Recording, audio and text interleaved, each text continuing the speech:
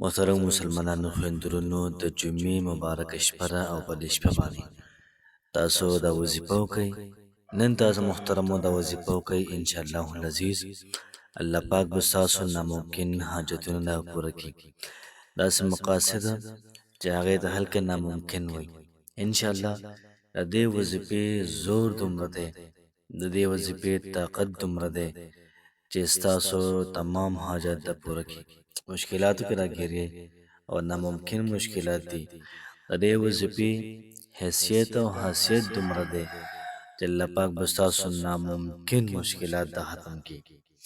بس یو ځل محترمو تاسو ټرای وکئ، د زړه نه وظیفه وکئ، انشاءالله العزیز کامیابي دا به ستاسو وي.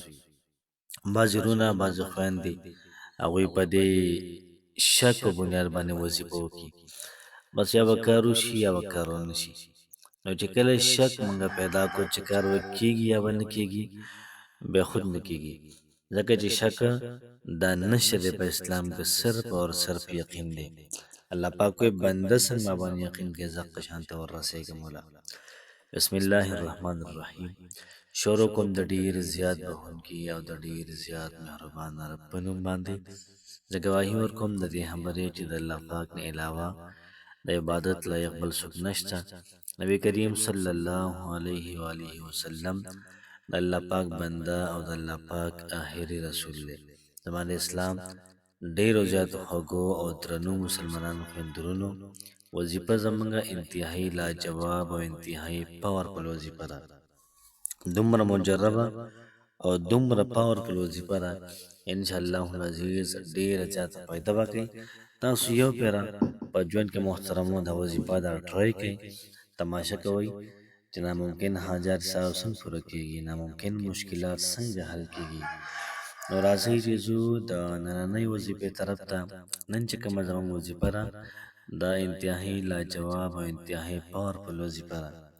ما تاسو ته ویلې چې موږ به وظیفه کوو صرف د یقین په بنیاد باندې. الله پاک وایي چې بنده څنګه باندې یقین کوي زه دې بنده ته هغه شانتې وررسېږم. نو چې کله موږ یقین کوو په الله پاک باندې او یقین زموږ کامل شو په الله پاک باندې، الله پاک به هر هغه څه کوي چې زموږ ستاسو په باره کې وي. محترمو وظیفه انتهایي د کمال ده، انتهایي لاجواب ده. کوشش وکړئ په خپله مو کوئ او ملګرو سره هم شریکه کوئ. وظیفې ترتیب او طریقهکار به داسې شي چې تاسو به درود ابراهیمي ووایئ، کوم چې د مانځه درود شریف دی. 140 پېرې ویلی شئ یا 21 پېرې ویلی شئ، 21 پېرې ویلی شئ. لومبیا 21 پېرې درود شریف ووایئ، بیا د هغې نه بعد لا اله الا الله الملک الحق المبین، لا اله الا الله الملک الحق المبین. دا کلمات تاسو 314 پېرې ووایئ. بیا د هغې نه بعد تاسو 21 پېرې درود شریف ووایئ او بیا د هغې نه بعد تاسو د خپلو مشکلاتو د حل کېدو لپاره دعا وکئ. بیا د هغې نه بعد تاسو د خپلو حاجتونو د پوره کېدو لپاره دعا وکئ. کومه ملګري داسې وي د هغوی امتحان شروع وي، امتحان کې د ټاپ پوزیشن اخیستلو لپاره همدا وظیفه د شروع کړئ. انشاءالله العزیز ستاسو پوزیشن دا به ډېر زیات ټاپ به وي. نو کوشش وکړئ چې وظیفه په خپله مو کې ملګرو سره هم شیر کړئ. الله پاک هم خوشحاله آباد ساته. السلام علیکم ورحمة الله وبرکاته.